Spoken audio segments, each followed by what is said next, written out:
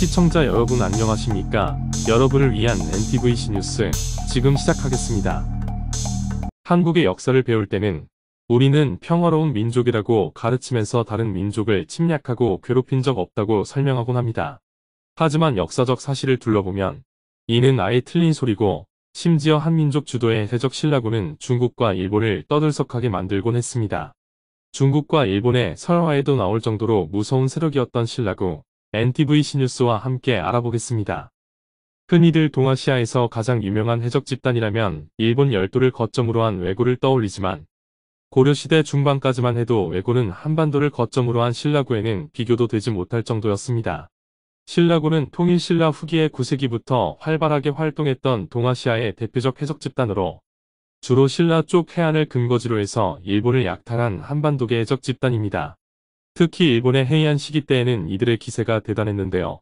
주로 지금의 일본 규슈의 구마모토, 스시마, 나카사키, 후쿠오카, 가고시마 등이 신라구에게 약탈당하는 대상이었습니다.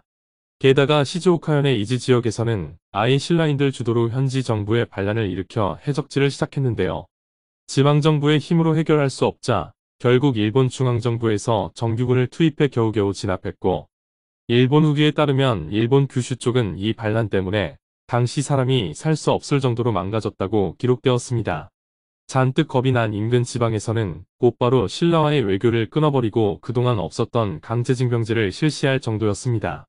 특히 조선시대의 대표적인 해외 원정으로 꼽힌 대마도 정벌도 사실 서기 849년에 신라구가 먼저였습니다. 일본 기록을 보면 한창 때의 신라구가 보유했던 엄청난 함선과 병력을 알 수 있는데요. 대마도를 대대적으로 침략한 신라구의 규모는 전선 100여 척, 병력 2,500명으로 당시 이 정도 병력 규모면 일본 중앙정부보다 강력했던 고려나 후백제의 정규 수군 규모와 비슷한 정도였습니다. 물론 국가 주도의 원정과 해적 집단의 거점 점령을 같은 선상에 놓고 볼 순 없지만 그만큼 한반도계 해적들이 맹위를 떨쳤다고 이해할 수 있는 참고사항입니다. 그래서인지 신라구가 악명을 떨치는 시대에는 반대로 왜구의 기록이 줄어들곤 합니다.